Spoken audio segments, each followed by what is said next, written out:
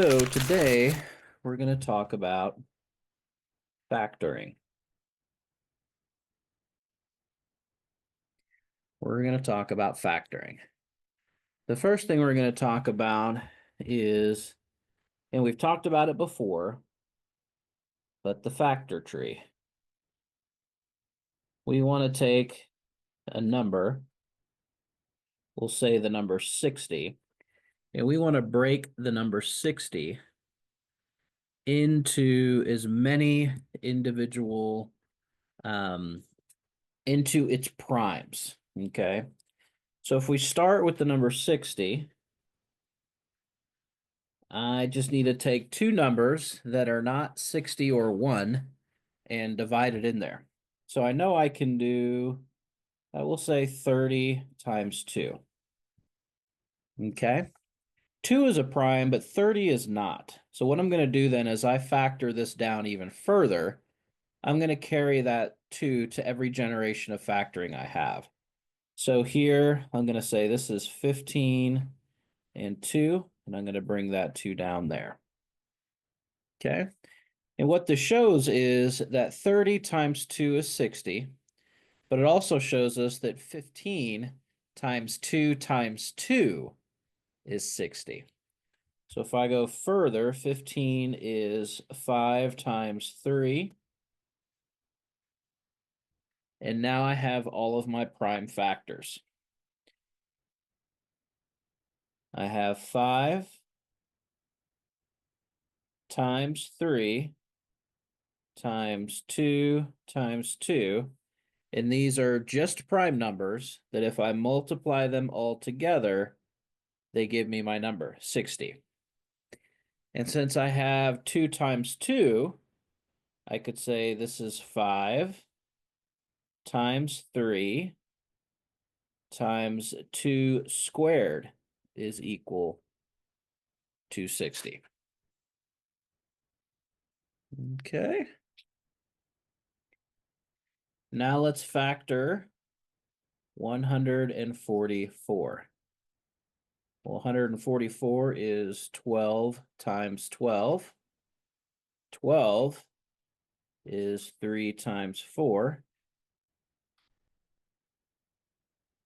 And 3 is a prime, but 4 will be made up of 2 times 2.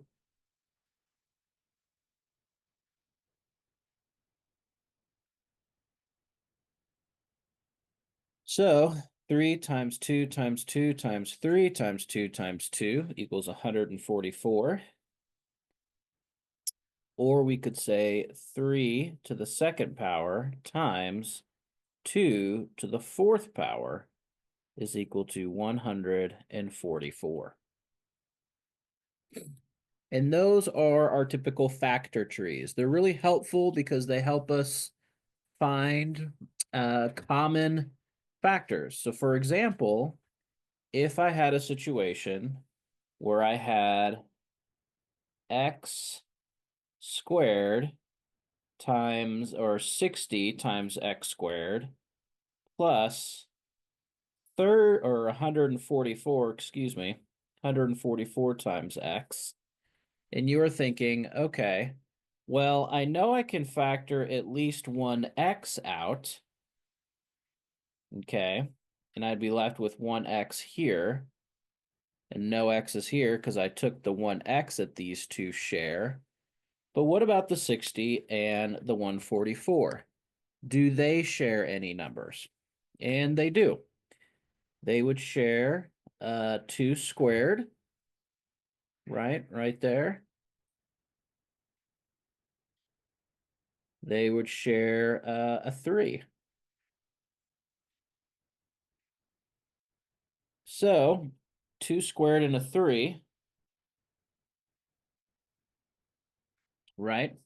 For my 60, if I take the 2 squared and the 3 out, I'm just left with a 5. For my 144, if I take the 2 squared and the 3 out, I'm left with 2 times 2 times 3, which is 12. So then 3 times 2 squared, that's 3 times 4, x times 5x plus 12. And then 3 times 4 is 12. 12x times 5x plus 12. Then if I were to multiply this back in, 12x times 5x would get me 60x squared. And 12x times 12 would give me 144x.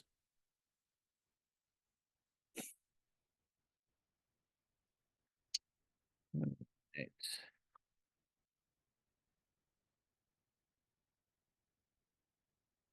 All right, so let's look at this right here. We're going to have 5x squared plus 10x plus 20. Okay, now we have three terms, 5, 10, and 20. And or those are my three coefficients, but 5x squared is my first term, 10x is my second term, 20 is my third term. Do I have common factors? Well, I only have an x in these two terms. I do not have one here, so I cannot pull an x out of each term. But what I can pull out is a 5. I can pull a 5 out of all three. So if I pull a 5 out, then inside I would have x squared plus 2x. And then if I pulled a 5 out of the 20, I would have plus 4. Okay, a 5 times the quantity of x squared plus 2x plus 4. That's factoring out the common denominator. I'm sorry, the common factor. Okay, now let me check something real quick. Okay, if I have 39x squared plus 26x plus 13, can I pull anything out of there? Or is there any common factor? Well, I can see pretty clearly these are my three terms, 39x squared, 26x, and 13. Only two of them have an x in common, so I can't pull an x out of all three. But all of them are multiples of 13. So if I pull a 13 out, 13 times 3 gives me 39. So this would be 3x squared plus 2 times 13 gives me 26. So this is a 2x. Plus, pull a 13 out of there, I'm just left with a 1. So if I multiply this back in, 13 times 3x squared, 39x squared. 13 times 2x, 26x. 13 times 1 is 13. Now let's say that you didn't know that 39 and 26 were factors of 13. You could do what we were doing earlier. You could do a factor tree of each one. And here, you would say, okay, well, obviously not 2 or 5 goes into this. But typically, if I can add the two numbers together, 9, 10, 11, 12, and the end result is divisible by 3, then this typically is divisible by 3. And that's where you would see that this is 13 and 3. 13 and 3. Then with 26, you would see that that's 13 and 2. And so you would find the common factors here of 13, and then also notice that that's in your last term as well. And you can factor out that 13 out of that trinomial. All right.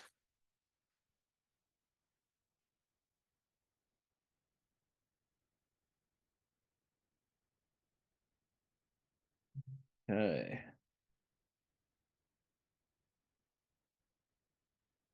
Let's look at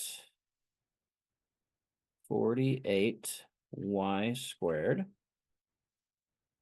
minus 12y plus 12 all over 16x squared plus 8x plus 4.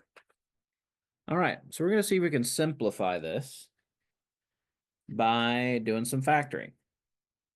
So the first thing we notice is we have a 48, a 12, and a 12. So let's look at the factor tree. Let's look at our 48 first. What are two things that multiply to give me 48? Well, I know I can do 24 and 2. Okay, 24 is 2 times 12. And then 12 is 3 times 4. And then 4 is 2 times 2.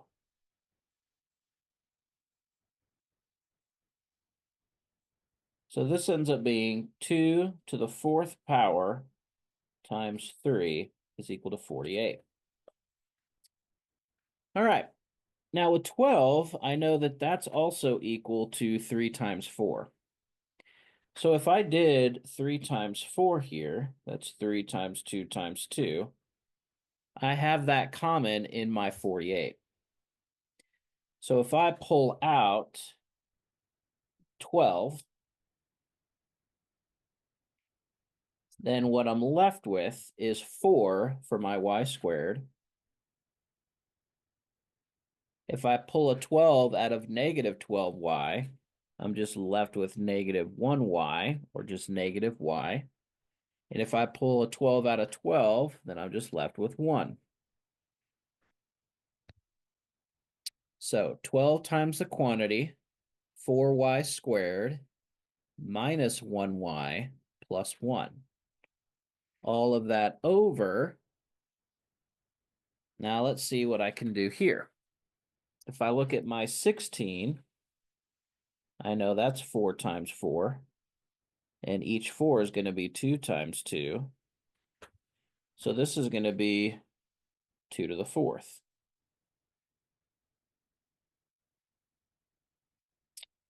And 8 is going to have 3 2's. 4 is going to have 2 2's. So there's going to be 2 2's in each of these. 2 2's in 16, 2 2's in 8, 2 2's in 4. So if I pull out 4, if I pull out 4 out of 16x squared, that'll leave me with 4x squared. If I pull a 4 out of 8x, that leaves me with 2x. If I pull a 4 out of the 4, that will leave me with 1. Notice how this is 1, not 0, because 4 times 1 equals 4.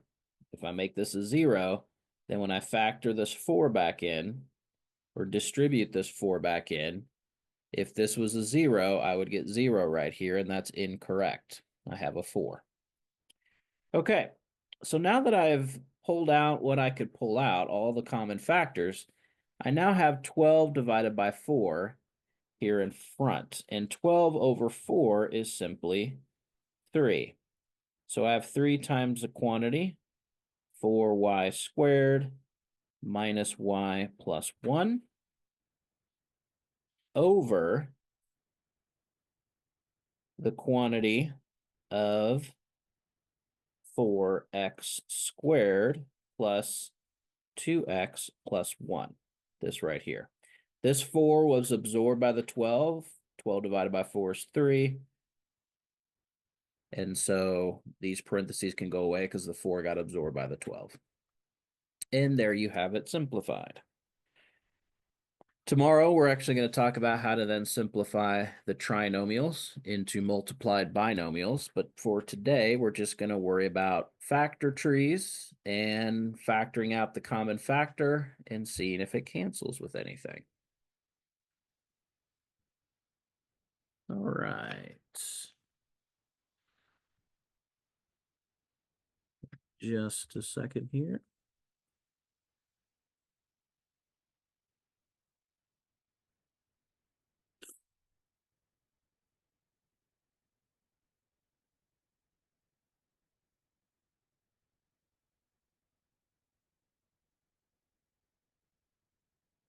All right, so let's do this example here. Let's do negative 20 times x plus 12x squared minus 20x to the third. All right.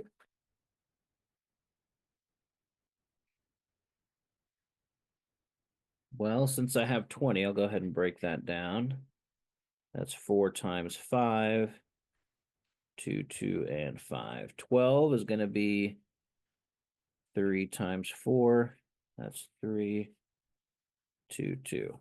So notice how I have two 2's in both the 20 and the 12. 2 times 2 is 4, so I can factor out a 4. Notice how each one has at least one x, each term. Okay, I have 1x here, 2 here, and 3 here, so I can factor out at least 1x. So what I'm left with, factor out a 4 out of negative 20. Actually, I factor out a 4x out of negative 20x, and I'm left with negative 5. 4x times negative 5 gives me negative 20x. If I factor a 12x out of, I'm sorry, a 4x out of 12x squared, I would be left with 3x. 4x times 3x gives me 12x squared. Very good. And then another negative 20. Well, if I pull a 4 out, I already know that's going to give me negative 5. And if I pull one x out, that's going to leave me with x squared. So that'll be negative 5x squared. All right. Now I'm going to reorder this so that I have it in descending powers of x. So 4x times the quantity, negative 5x squared plus 3x minus 5. All right. And to do that, I just changed this to a plus minus. That allowed me to move this to here. This stays the same.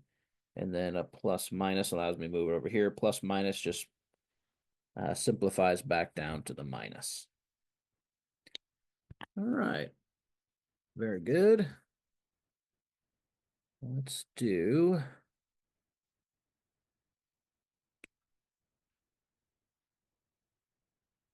negative 18y to the third power plus 9y to the second power minus 54y.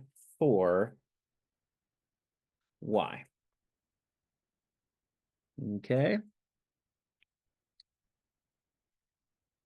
Well, I'm kind of curious to see what that 54 is going to give me. So if I break 54 into two numbers, that is 9 times 6.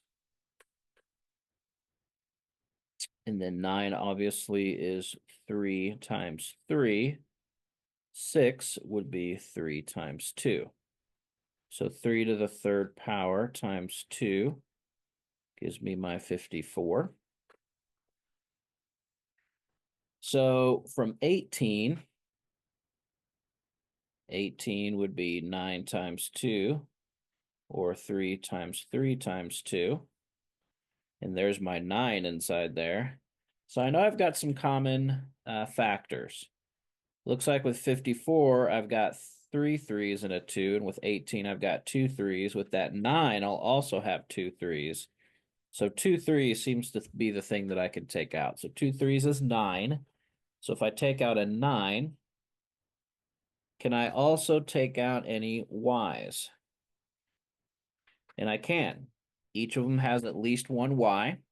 So I can take out a y as a common factor as well. And now I'm going to see what I have left. So from negative 18y cubed, if I take out a 9y, I'm going to be left with negative 2y squared. And always remember that we can check these by taking this thing that we are factoring out and multiplying it back in. Okay. So 9y times negative 2y squared gives me negative 18y cubed. Okay.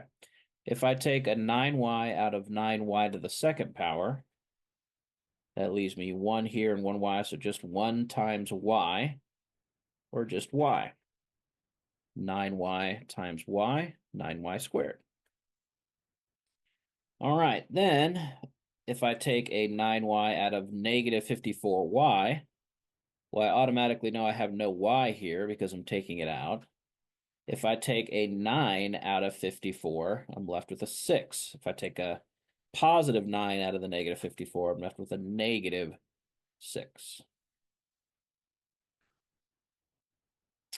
So our answer is 9y times the quantity, negative 2y squared plus y minus 6.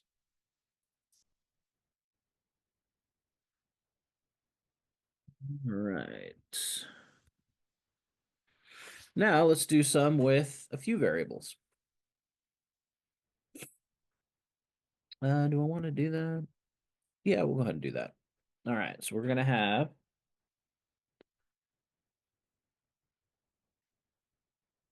56 x to the 5th power times y minus, this would be a negative 56, minus 56 times x to the 4th power minus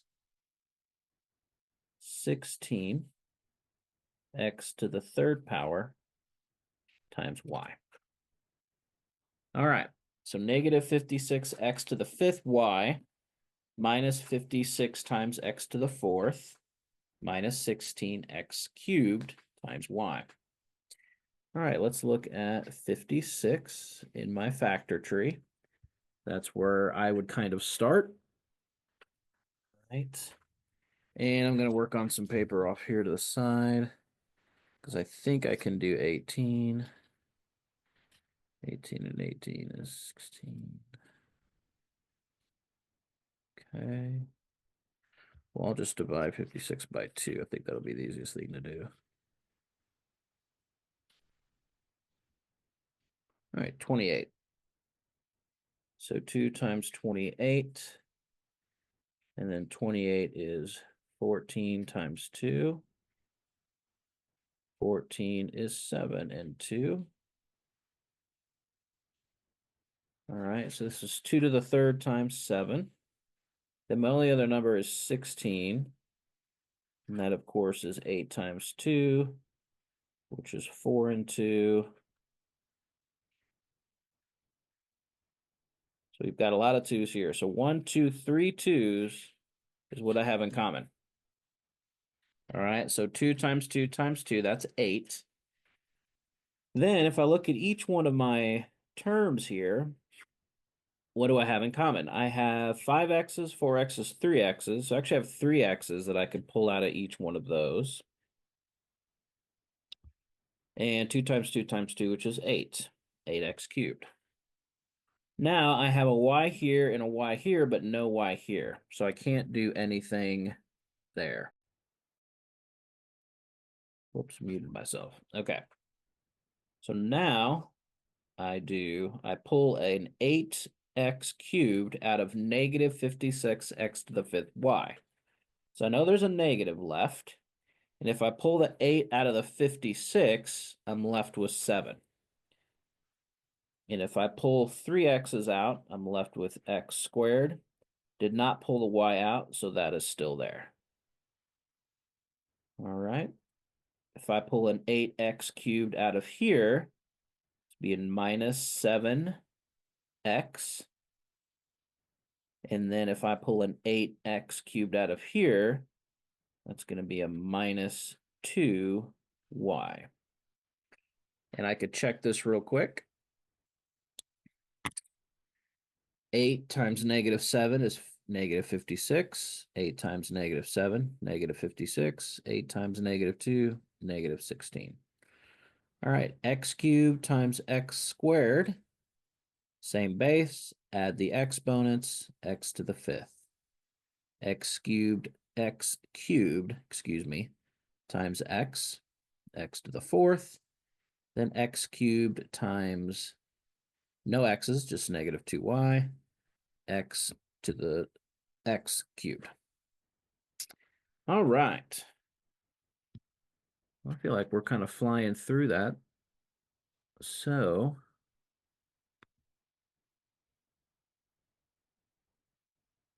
let's look at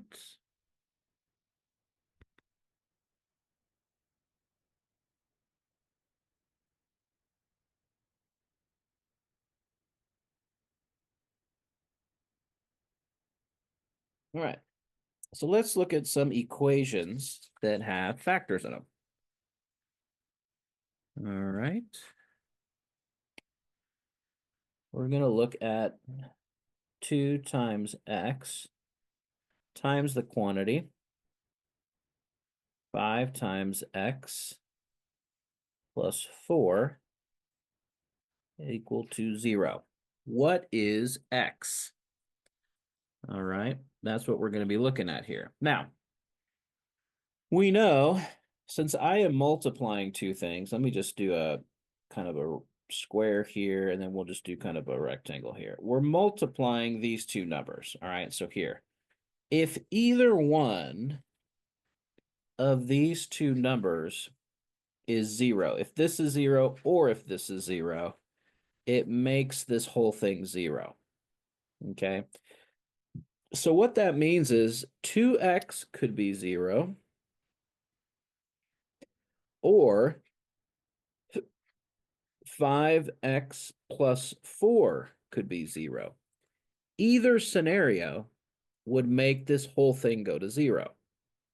Okay. So for my first example, or I'm sorry, for my first factor, 2x, how would this be 0? I would divide both sides by 2. And x is equal to 0 divided by 2, or x is 0. So if I come in, here, I'll do that in a second. The other scenario is if 5x plus 4 is 0. Well, to find out what x is, I'm going to subtract both sides of this equation by 4. So I have 5x is equal to negative 4. All right, then I'm going to divide both sides by 5.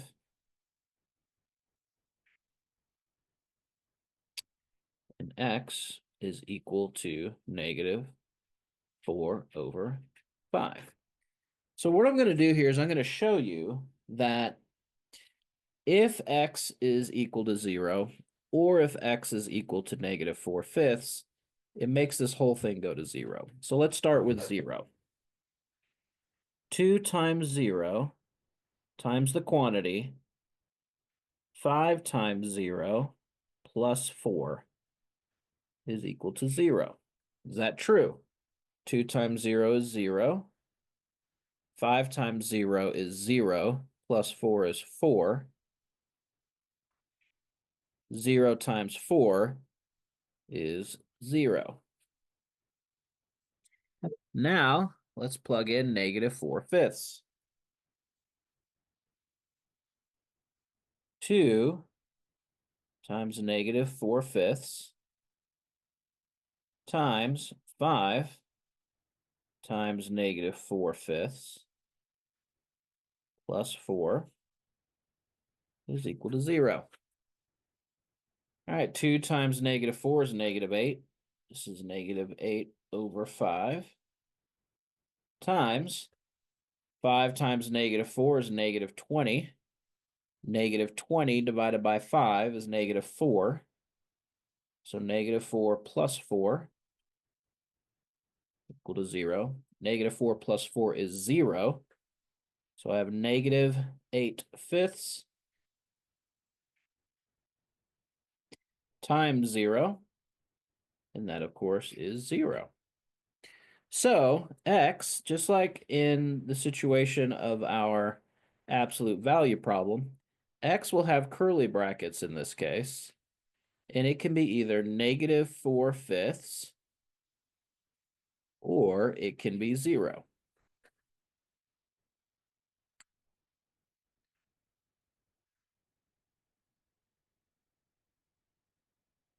Right. So we're going to do the same thing with another problem here. 3 times the quantity b minus 8 times the quantity 7b plus 3 is equal to 0. All right, we're going to solve for b. Okay. What will b need to be? Well, right off the bat, I know that if I put 8 in here, 8 minus 8 is 0. And if this is 0, I'm multiplying it by 3, and by this, it's going to make the whole thing go 0. So, and that's exactly what you do to set this up. You look at each individual factor. So 3, there's no way 3 can equal 0. That's not possible. But b minus 8, that could equal 0 if b was positive 8.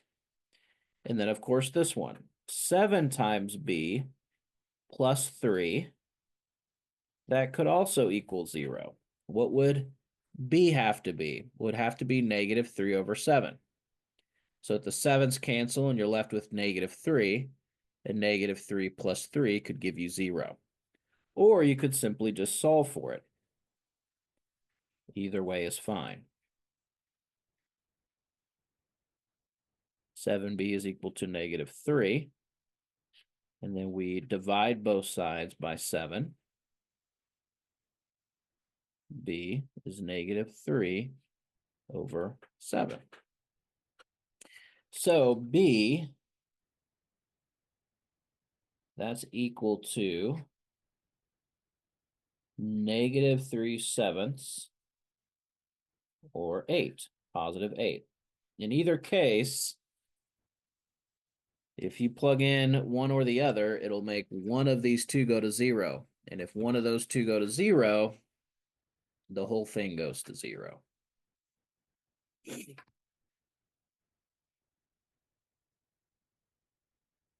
Right.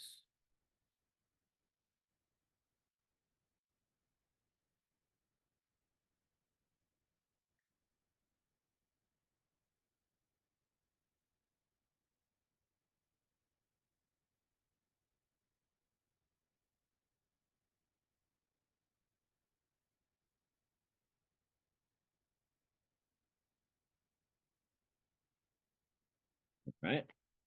So if I had one that said a minus 7 times the quantity a plus 7 is equal to 0. Well, hopefully you've kind of picked up on the pattern that these are kind of following. If one or the other is 0, you can kind of look at this one and deduce that if I put in a positive 7, this whole thing goes to 0 because 7 minus 7 is 0. 0 times 7 plus 7 would be 14. 0 times 14, of course, is 0. So if you've kind of picked up on their pattern, you see that this is 7 or -7, right? The numbers that I would have to put in there to kind of make this thing go to 0. So some of them can be easy. Some of them can be a little bit more difficult.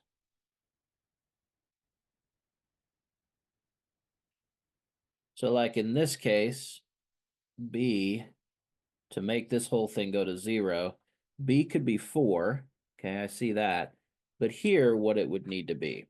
Now, I can tell you it needs to be -3/8. Where am I getting that? Because if I multiply 8 by -3/8, that's anything over 8 gets the 8 to cancel.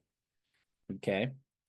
So if I get the 8 to cancel, and I'm left with only what's on top, I want only what's on top to be the opposite of what's here, so that when I add it together, it gives me 0.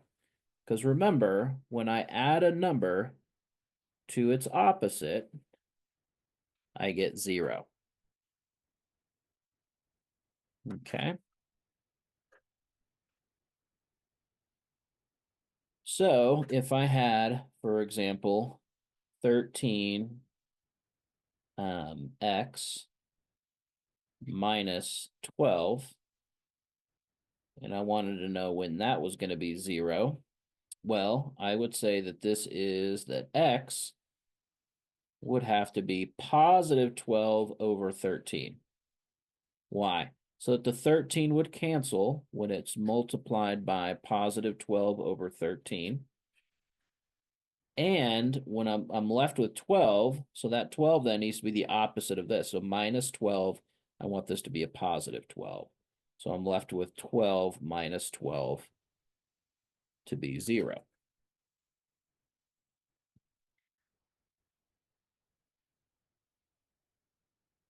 Right.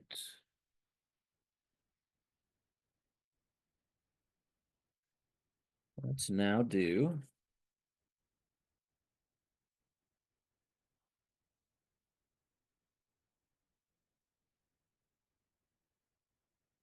5r minus 7 times 3r minus 1.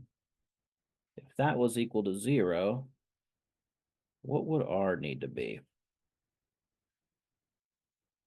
All right, so here I can see that this might be, yeah, I know that if r, I want 5 in the denominator to cancel.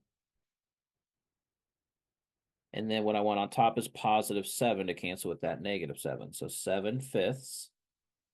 And then over here, I want 3 in the denominator to cancel with that 3. And in the numerator, I want a positive 1. So that when I subtract it, it goes to 0. And those can be done just like that. Now, remember, you can always, if it's not intuitive to you, you can always solve it by saying that if 5 times r minus 7 is equal to 0, you can straight up solve for r.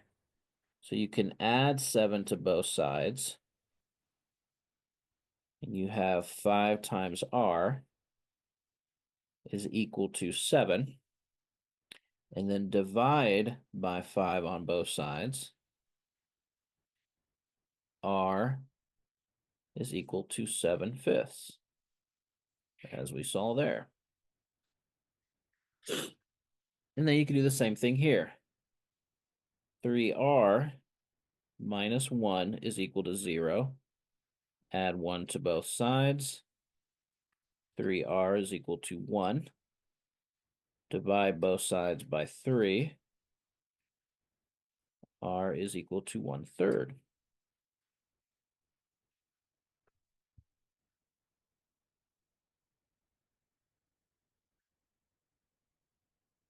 Now you'll notice that if any other number is added to the outside here, so let's say I have a 6 out here, nothing changes. Because even though this is a new number, it doesn't change what r needs to be in order to go into 0. The only thing that would change r is if the number, the coefficient right against r, or this number changed. You know, those things would change, but not a number on the outside like that. Now, if I had an r out here, r times 6, well, now we would need to add 0. Because if r is 0 here, then this would be 0. And then these two would have numbers because r would be 0 here, 0 here. So this would be 0 times negative 7 times negative 1, or the whole thing goes to 0 because that r on the outside is 0.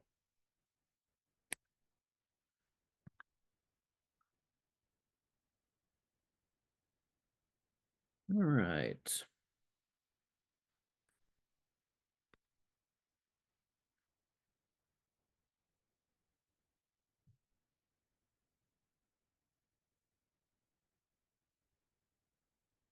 Pretty much covers factoring. So let's do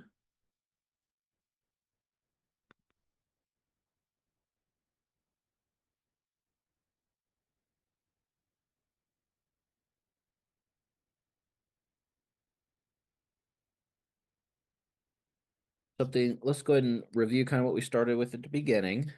So let's look at 14 n to the fifth plus 35 n to the fourth minus 14 n to the third minus 21 n squared. All right, so we're going to simplify this by factoring out the common factor. If we look at each one of these terms, one of the things to ask ourselves is, do we have a common, any like terms? That's what I meant to say, any like terms. So we can see that they all have an n, but notice how they all have different exponents. So there's no like terms. There's no combining combining the terms together. Okay. So 35, just going to make a few notes here. That's going to be 7 times 5. 21 is 7 times 3. And 14 is 2 times 7. So we can see how we have a 7 in common. We also have at least 2 n's for each one of these terms. So I can very easily factor out a 7n squared. Almost forgot that squared. All right, then what I'm left with, if I factor out a 7n squared from here, and this is, you can see that 1 right there too well. That's a 14. All right, so that's going to leave me with 2n to the third plus 5n to the 2 minus 2n minus 3. And of course, I can check that. There's several here, so I might go ahead and do that. 7 times 2 is 14. N squared, n to the third is n to the fifth. N squared, 7 times 5 is 35. N squared is n to the fourth. 7 times negative 2 is negative 14. N squared times n is n to the third. 7 times negative 3, negative 21. N squared times no n's, but still a number, so it'll be n squared. And of course, we're right back where we started. So that factoring out the common factor is correct. All right, let's just do one more problem. I'll kind of combine these two ideas and then we can call it a day. So let's do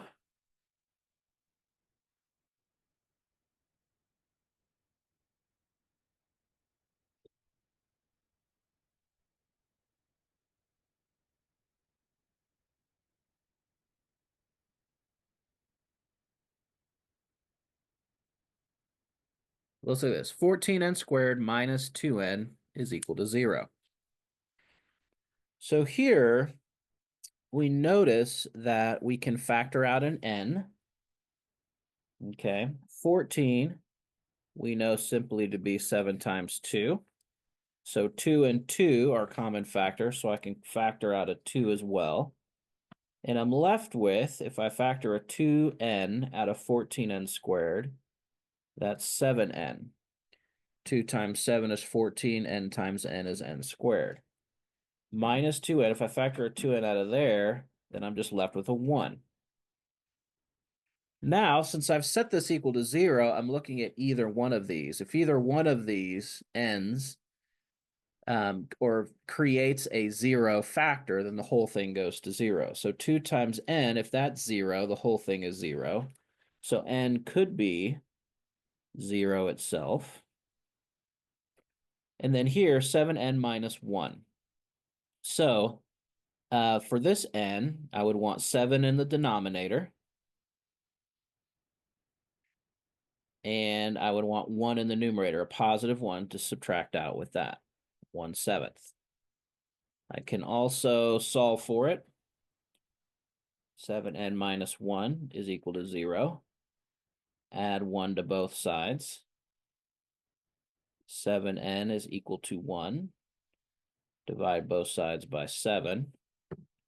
N is equal to 1 over 7. All right.